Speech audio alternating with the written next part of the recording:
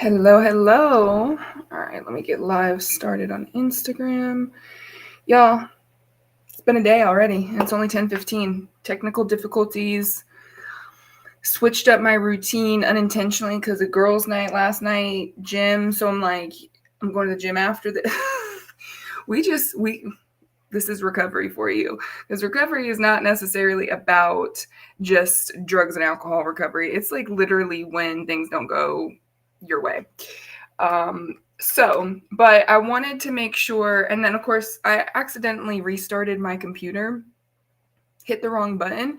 Um, and so I have to go live or stream this from my actual laptop, which I've never done and is not set up for. And it seems like it's extremely delayed. So I'm not really, you know what? I might actually just have to reschedule this. I don't know. I wanted to make sure I came and spoke on this topic because it is a matter of timing. And as a therapist, and a therapist that's making myself known on social media to be able to, be available for y'all to give you, whether it's perspective, education on what mental health and recovery look like, I feel like I just had to make sure I made a statement about the time that we are in right now. Which, if you're tuning in, it is June 27th, 2025.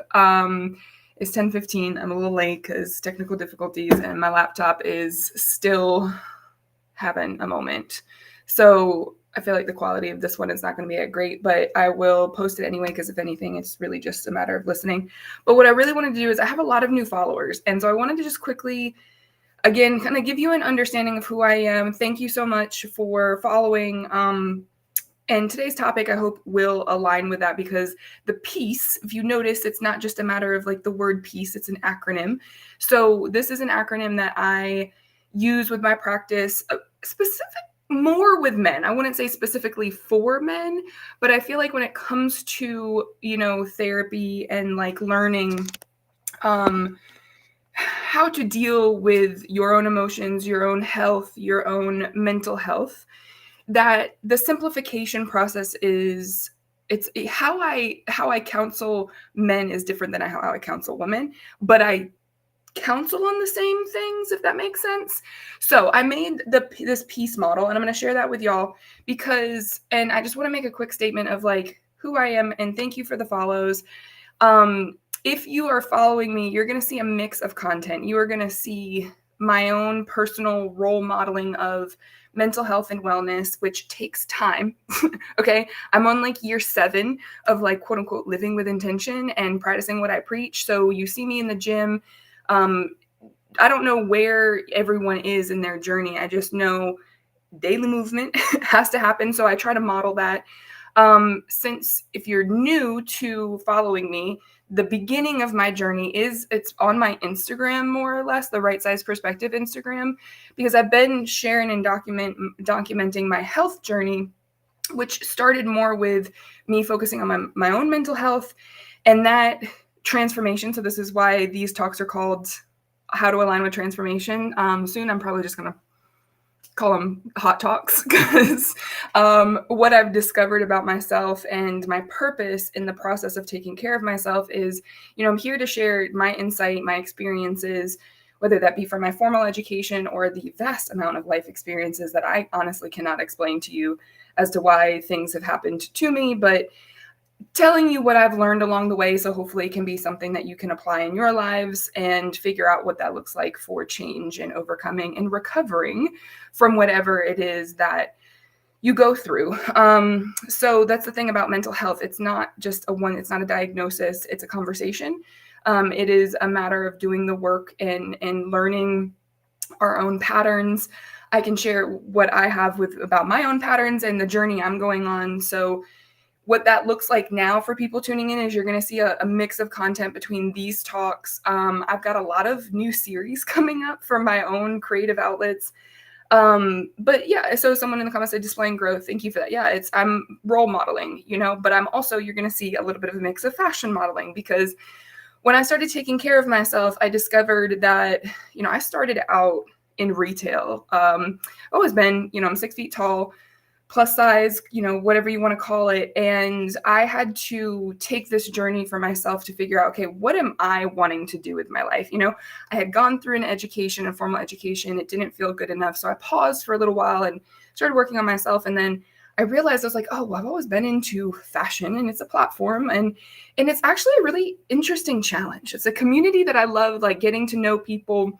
And I just kind of enjoy being able to not talk all the time, honestly. I love to share my insights with people, but the best thing about modeling is it just allows me to be me.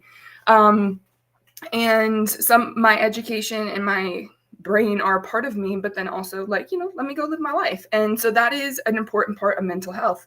So if you ever do want to work with me, I do things a little bit non-traditionally, unconventional, whatever you want to call it.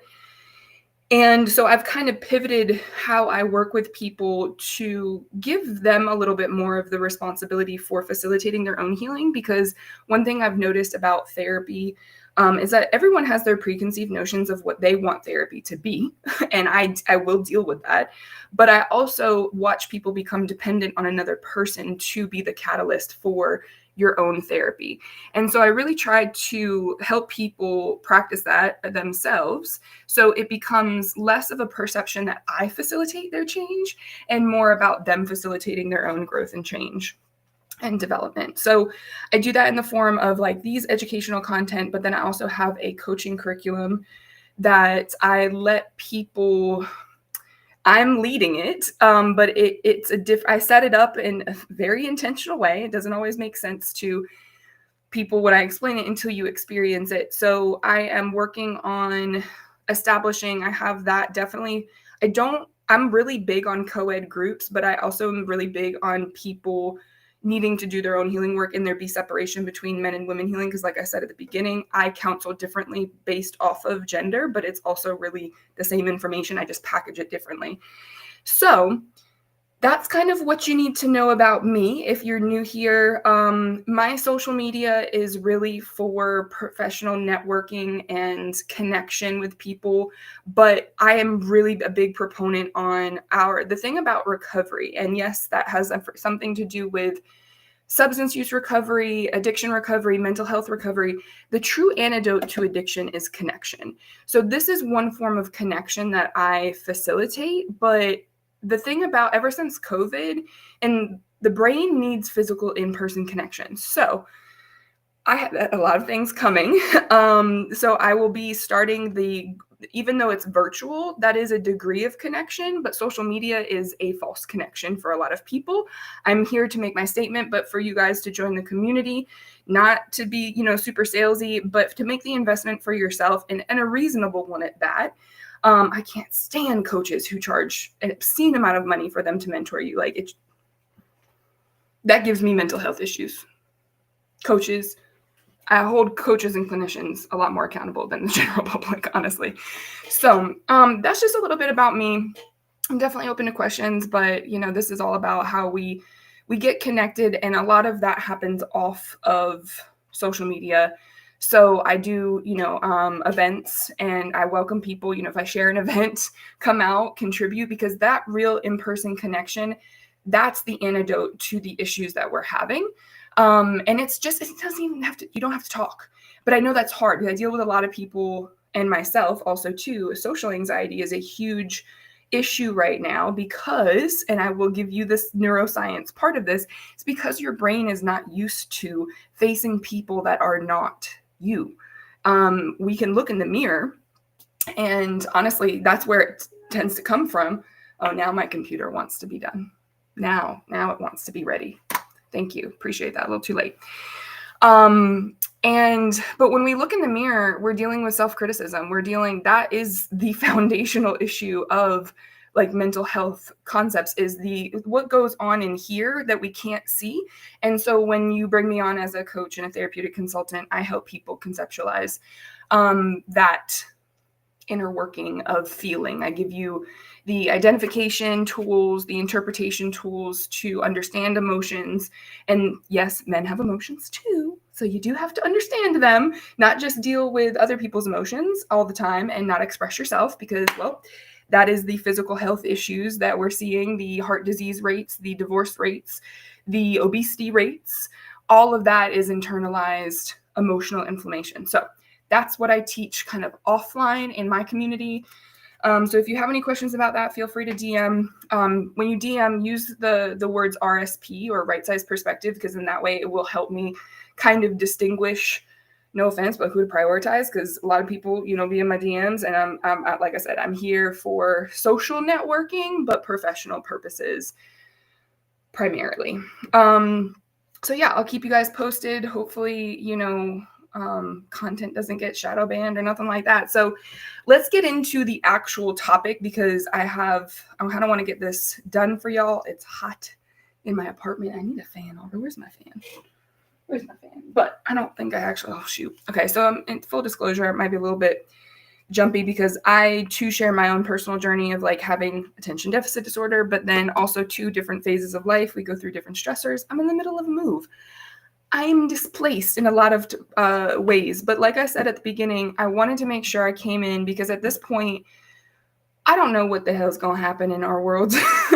But the concept of war has been in the headlines. And I really need to speak on it because as a mental health clinician, at this point, people do rely sometimes on my recommendations, on my perspective of the world.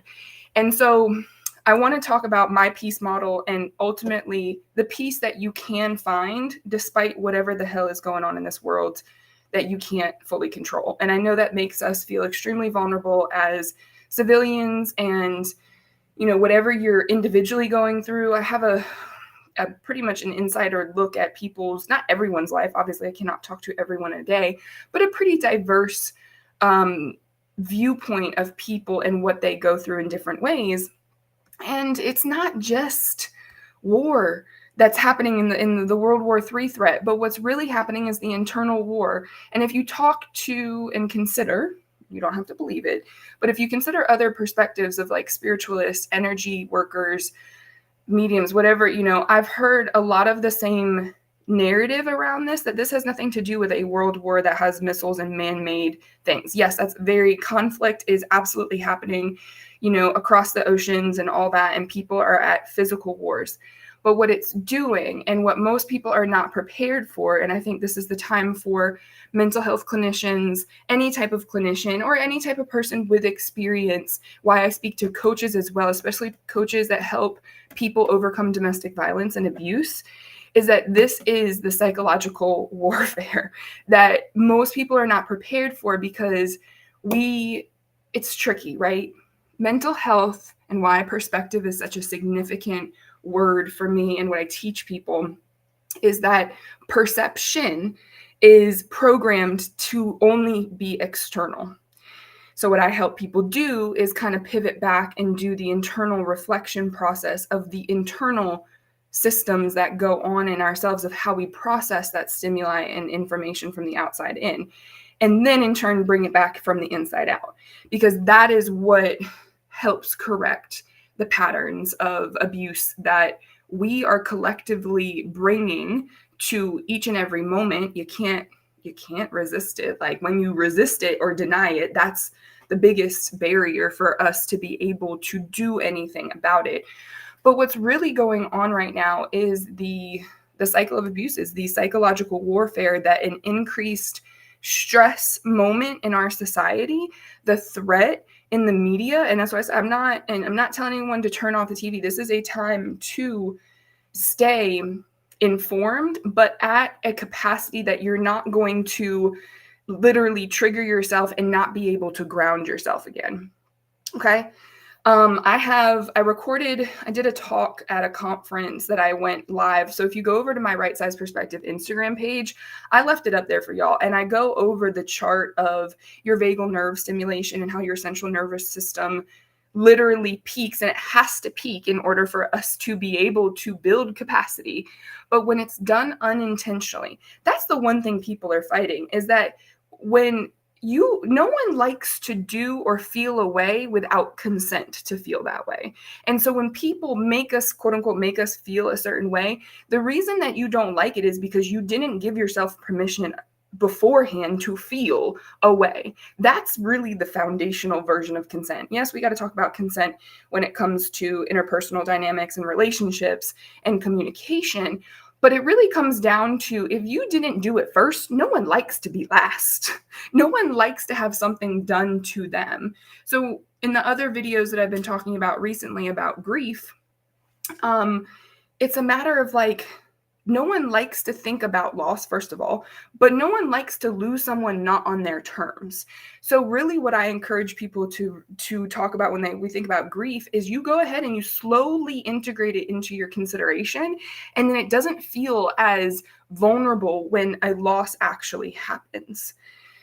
That's called preparation. And so you've heard, and if you go back and watch my other videos, it's really a matter of like, we have to be more prepared, and we have to be, it's not only just having conversations, you have to be prepared to not force a conversation as well, because that's the thing about, you will run into people's thresholds in their capacity and then take it personally and excite yourself to the point where you think you're not making any progress, which it's very good enough to just even approach the conversation and get it started. You don't necessarily always have to finish it, but it's a matter of you activated it, but you want to do that respectfully, because again, no one likes to be pushed to do something that they didn't necessarily consent to doing. And that does mean in a conversation as well. So when you have challenging conversations, you have to take them slow, or you literally are going to run into people's emotions. That's going to transfer to you, and it's going to get messy really quick. It's going to get messy. There's no point in me switching to this other computer right now, but anyways, I had to pause for a moment because I can get on soapboxes real quick. All right, so that's really what I wanted to say, is like, this is a time to consider, why is it so easy to get activated by hearing something, and what are you going to do once you get activated? If that's where you have to start, you don't need any education to be able to do that. You just need to be able to develop a plan. My number one tip for anyone working on that plan is to do what I just did, which is take a breath. And then take another one and slow it down. Because you cannot formulate a plan if your brain is in the clouds. And because, look, I'm going to just be transparent with y'all because I don't know what else to do. I woke up last weekend, I think it was Sunday. Yeah, because Saturday I had a speaking gig, and then I woke up Sunday to the news of like the missile strikes. My anxiety went up, and I was like, okay, so what if, nuclear war? Okay, I started seeing all these things on my algorithm about how do you survive a nuclear blast, and I was like, oh shit. Like, in my wise mind that I have developed, I know, logically I knew it's not happening. I'm still here, right? But because I still hold space for my emotions, and I encourage people to do so, because that's literally what brings us to forgetting things, compartmentalizing, not on your terms. That's what leads to other chronic mental illnesses as well as physical illnesses, because we internalize the emotions that we do not process. That's belly fat right there, okay? What was I going with that? Oh, so my algorithm, I was just like, oh, okay.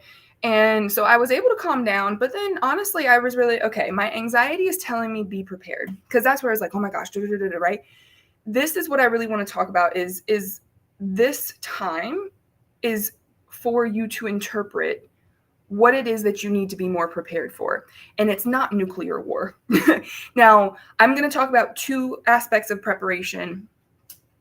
I'm jumping around a lot, but I'm going to talk about preparation first, and I'm going to talk about the P.E.A.C.E model, because it hopefully can maybe even help you get to the point where you can take a breath. But there's two types of preparation that you need to look at objectively around this time, and that's the inner and the outer preparation. So the inner preparation is, how do you normalize making sure that you can keep your stress level down to a certain point where you can see where it goes up, because we need to be able to see, like, okay, heart rate's beating, and then you can slow it down. If you guys go to my website, let me see if I can change that overlay real quick and multitask. put my website on the bottom. I have a resource for y'all, my sleep hygiene guide, because sleep is really where this circulates around, is that if you're going to sleep activated, you're going to be waking up activated, and that's why it's making you feel drained. I have a complete I call it a 7-day challenge, but that's just because everyone loves a challenge. But the sleep hygiene routine will have the process written out for y'all to how do you do the kind of like biohacking and get that mind-body alignment in place for you to get more quality sleep little by little. You're not going to be able to catch up on your quote unquote sleep timer or how many hours. It's not a matter of quantity all the time. It is a matter of quality.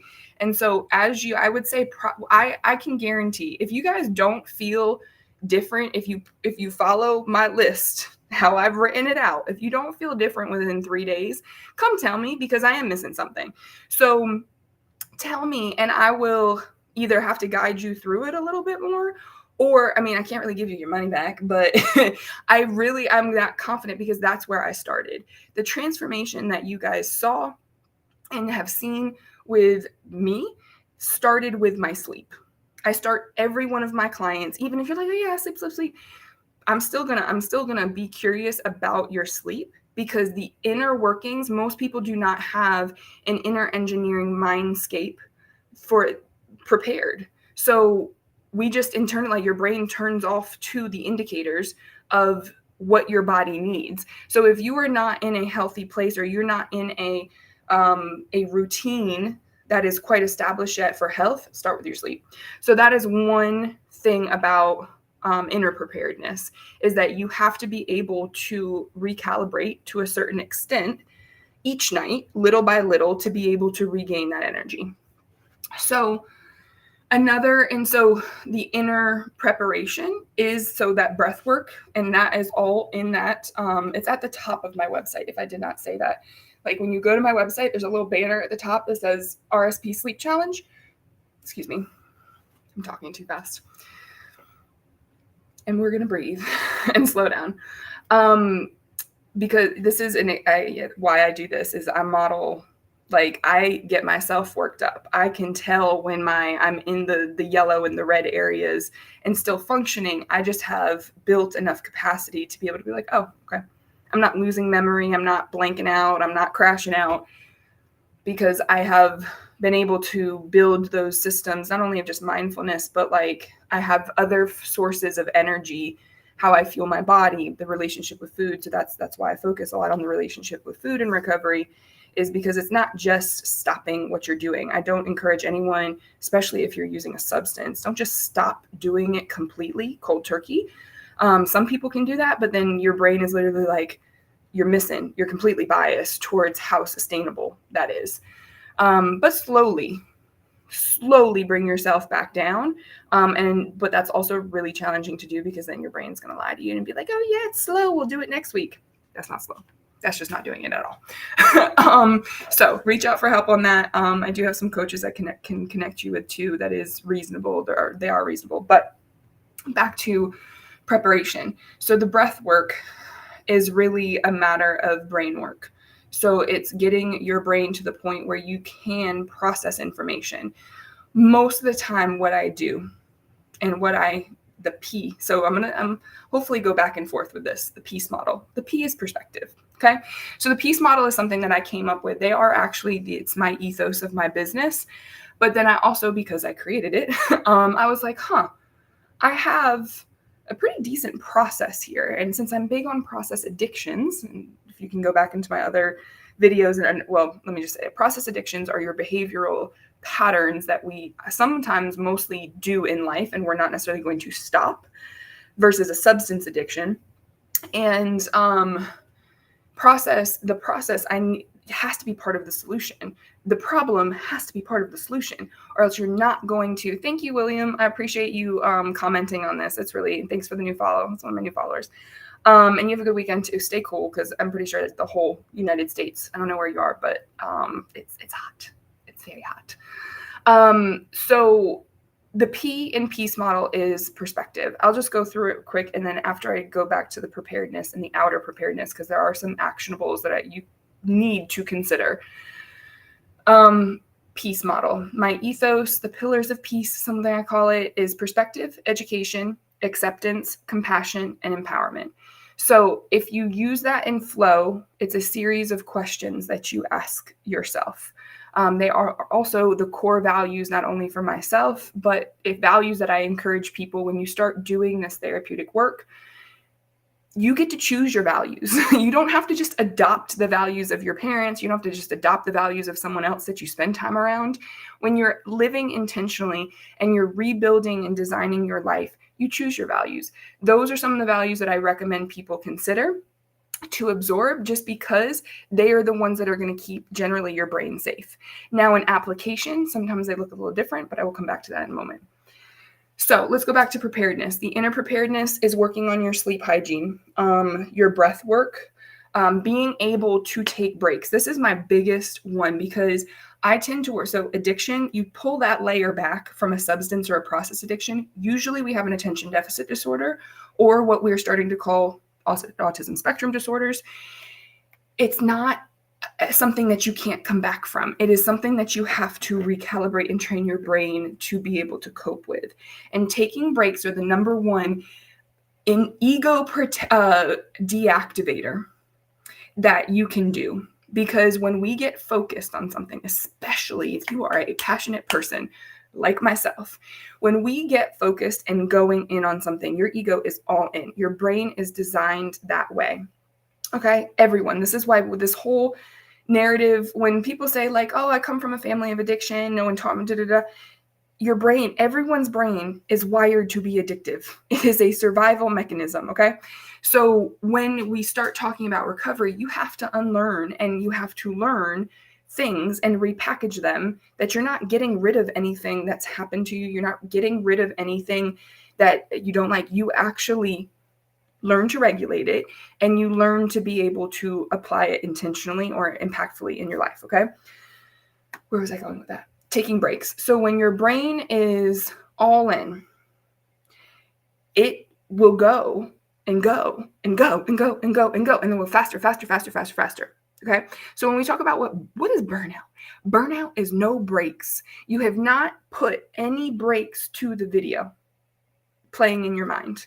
The video of reality, the video game. If you really want to visualize it as a video game, that's probably one of the most effective ways that you can learn, is that you have to take breaks. When you're literally playing, when y'all playing Call of Duty and you go to the bathroom, right? Be like, oh, yo guys, I gotta go. Take a quick break.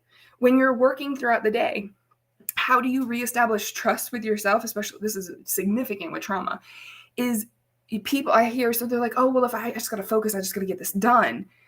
If you do not build trust that your thoughts are still gonna be in your head, if you take a 2-minute break to go outside and change the environment of your perception, then that is what's causing a distrust with yourself. That is what's leaving you vulnerable and susceptible to psychological manipulation from an emotional sense, is because you're not prepared for your own emotions. You're not prepared for your own brain. And I can't blame anyone, because no one taught us. It's not because they should have, honestly. This is not like, I think youth, when I talk to youth and I do my talks and stuff with them, they can understand it, but there's no preventing adult life. You have to go through the lessons. I just watched this great, if you're not following, I think I remember her name finally, Raquel, the capacity expert on Instagram. She articulates this so just, I go follow her. If you're not going to follow me, go follow her.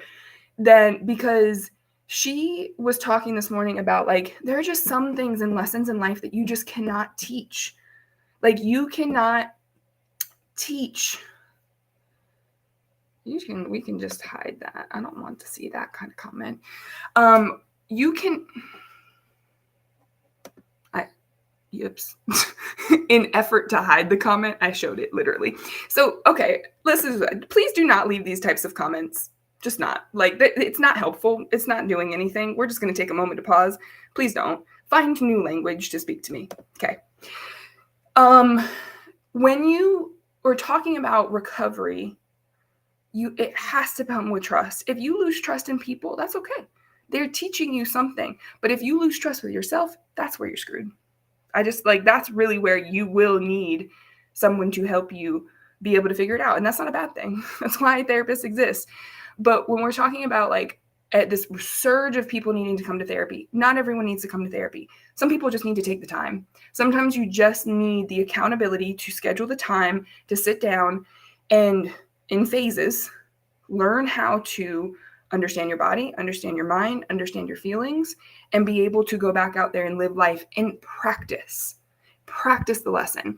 One of my biggest pet peeves, and I was a culprit of this and why I shifted my practice to more of the model that I talked about at the beginning of giving people, the client, more responsibility to reflect and listen, is because therapists are just as codependent as the general public.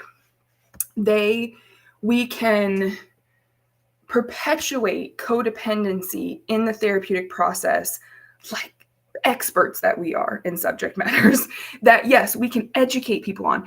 But if we are not effective in applying that in our own lives, and it's not a matter of perfection, it's not a matter of you have to be not codependent to model it. No, it's a matter of just doing it less, little by little.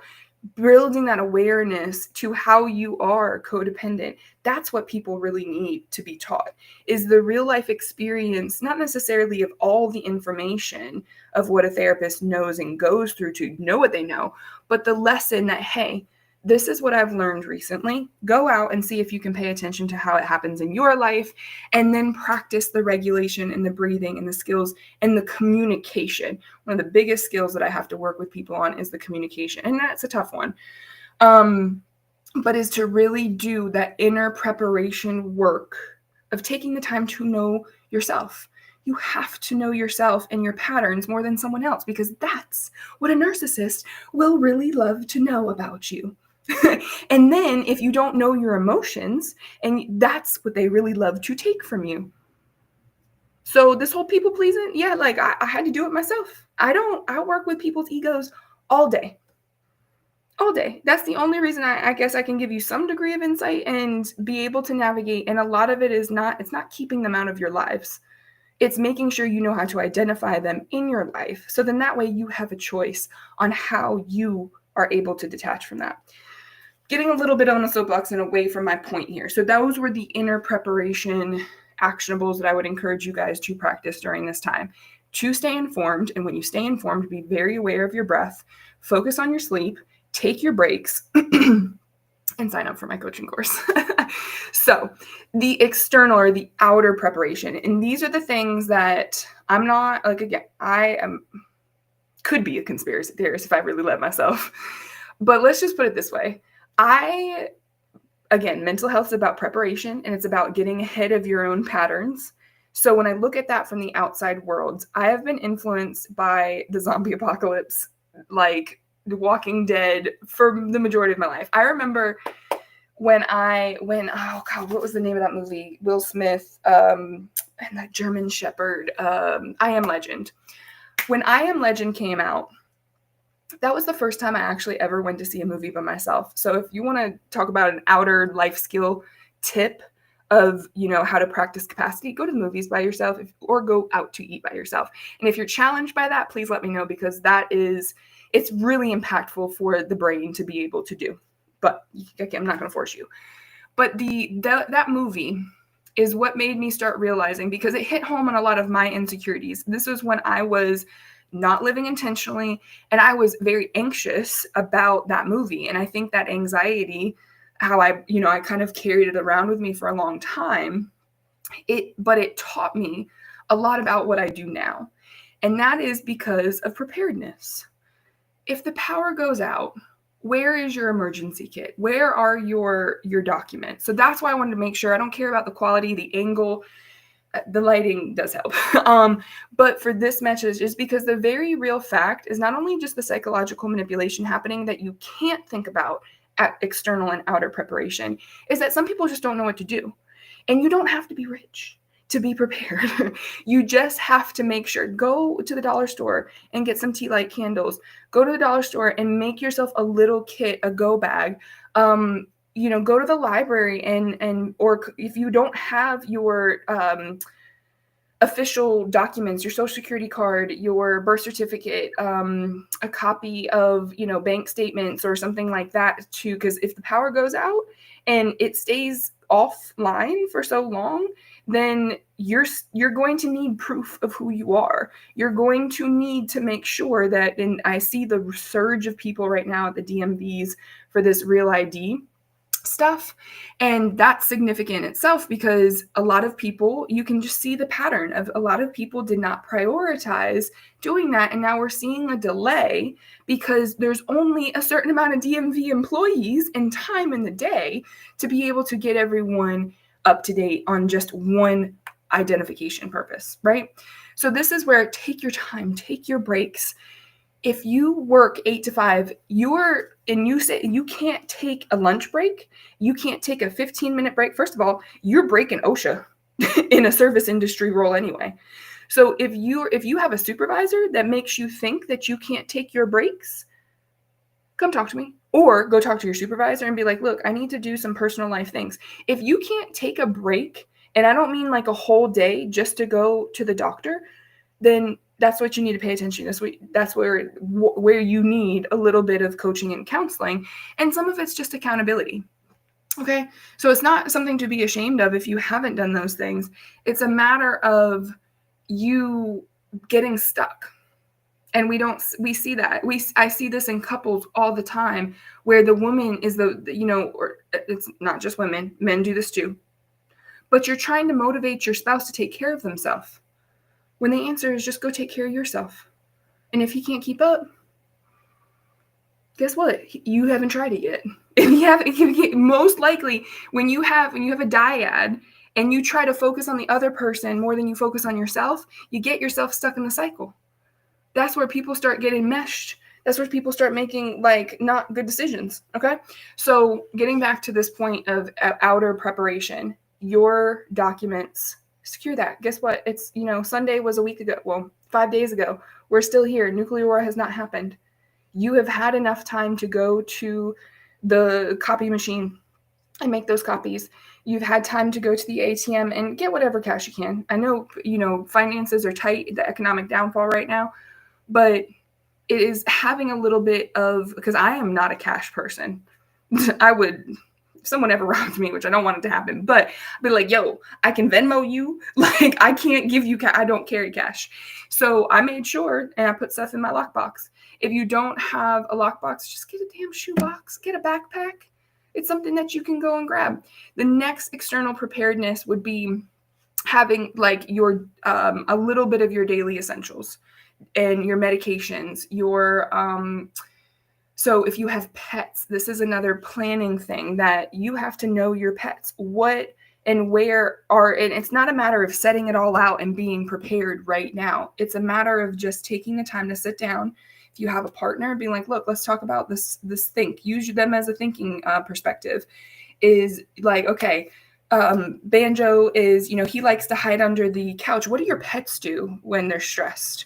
Right? Because I know my cat, she hates to even be picked up. So I know that I'm going to have to be chill as a cucumber when the world is ending, because if she runs, it takes me 20 minutes to try to get her. She is quick and she only got 3 legs. Okay. It's just a matter of mentally priming yourself to have a system of operation before these things happen. And this is where stress is good, because it's just stress with no direction tends to be the cycle of rumination. When you can use that rumination to direct, okay, what's the purpose of this? Well, the purpose is to be prepared. Then you build an internal blueprint of your preparedness plan. So that would be the important documents, outer preparation, a go bag with daily essentials, and just sitting down and thinking and or writing. I do encourage writing it out, so that will be a double whammy of your brain. I literally write all of my little thoughts and just let whatever come out. I got a Post-it note issue.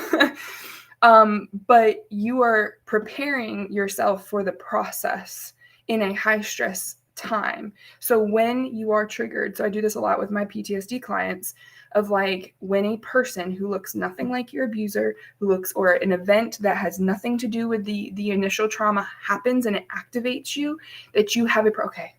Whether it's grounding yourself, whether it's, I encourage people to put a Post-it note, especially in their cars, because a lot of times anxiety and panic attacks happen in cars because you're like doing a lot and your brain is like, oh, it's the worst time to freak out, but it happens a lot. Is that you have already externalized your plan. So that's why I really try. Being a virtual therapist has been a challenge because I can't force anyone. I can't hand someone a piece of paper and say, hey, write this plan down. I can only be like, you're right. Are you writing something down? Because it's like I see from the chest up for people, I can tell when people are writing. And if you're writing it down, you're able to see it and believe it more. And so your brain is preparing. It's in preparation mode. It doesn't have to go into action mode. And if it does, let it be one of the actions of your documents: lights, batteries, candles. What's in my go bag? So I have TikTok is really good. It got in my head one day. I have these pencil sharpeners that are made out of magnesium because if I ever need to light a fire and the lighters get wet, I do have a couple of like match boxes in there. But I have the magnesium things to start a fire. I have some extra paper, so if I have to start a fire. What else do I have? I have a first aid kit. I have a radio that is it solar? I think it's solar powered. I have a solar powered radio. What else is over there? I got it out because I'm also in the middle of a move, and I was like, this particular threat that I was activated by too made me start to realize is the new place I'm moving, I don't necessarily have some significant things for like water storage. So definitely have water. If you don't have bottles of water, I fully recommend, if you can save up, to buy a life straw or a water filtration straw of some sort. They're becoming more common these days because Life Straw has not the only person that develops and makes them anymore. So external preparedness, you want to look at, food is important, but for the most part, we can go we can go almost 20 days without food, I believe. I have to rehash that fact. You can only go 3 days without water.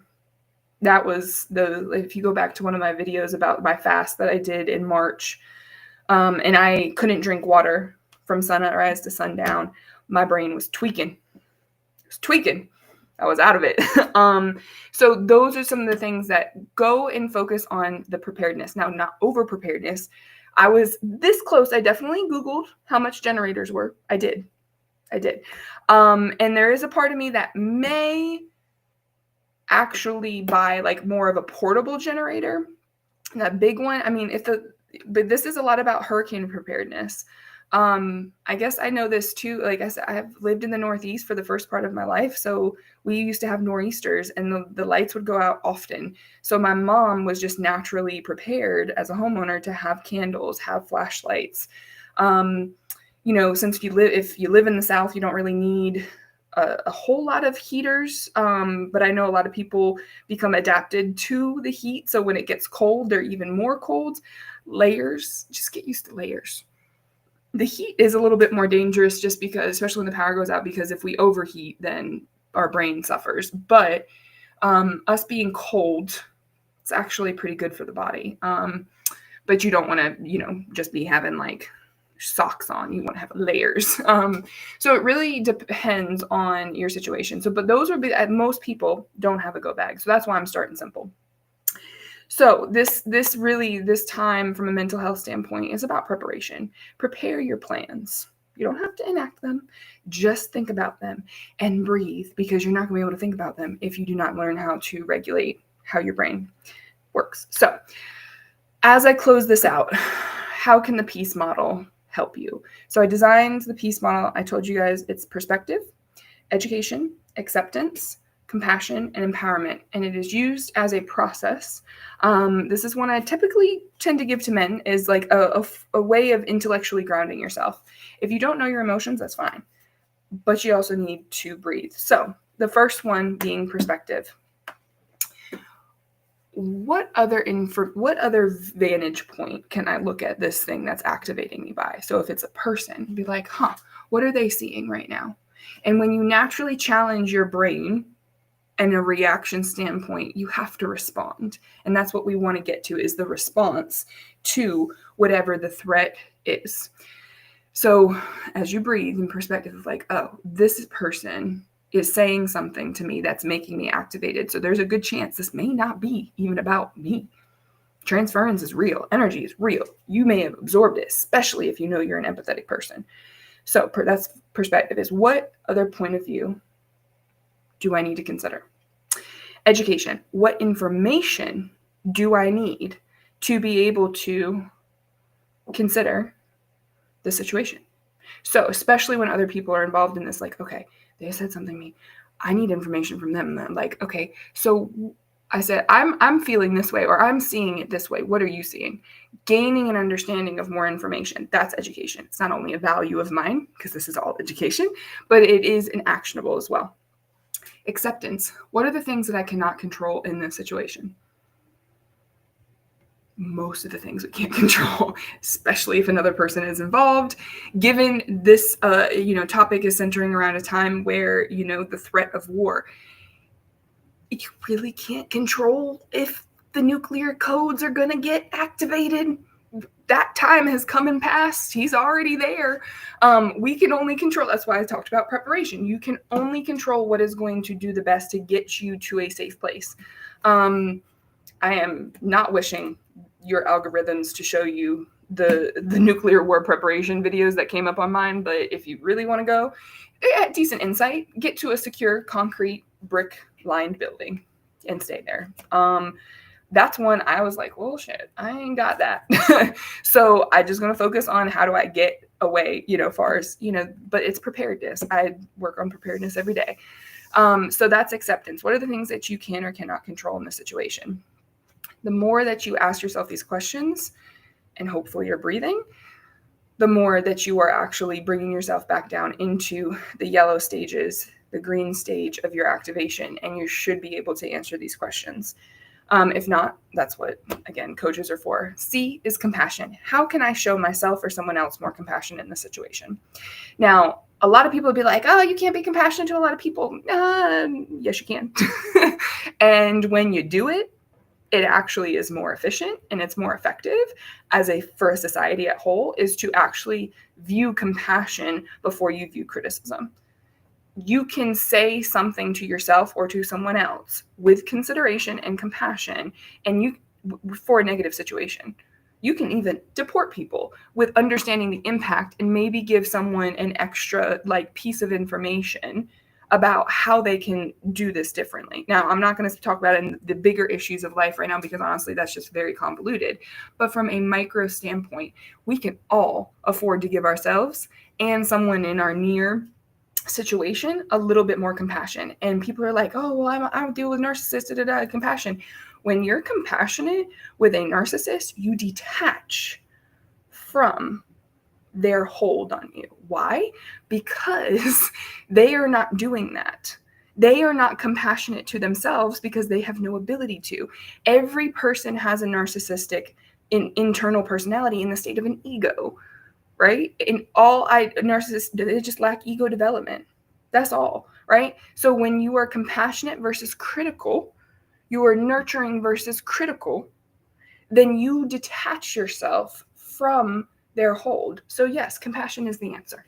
And I will debate to the death on that topic. And last but not least, empowerment. What is one thing of an empowered action or something that you can do that's going to make you feel more empowered, meaning making you feel more in control of your own self? Okay. Perspective, education, acceptance, compassion, and empowerment. My version of peace. It is also a process towards inner peace. Hopefully it's a rinse and repeat thing. If it doesn't work one place, you just got to keep practicing. The breath work is the same concept. It works if you work it, and practice makes progress. So, all right, that's all I got for y'all today.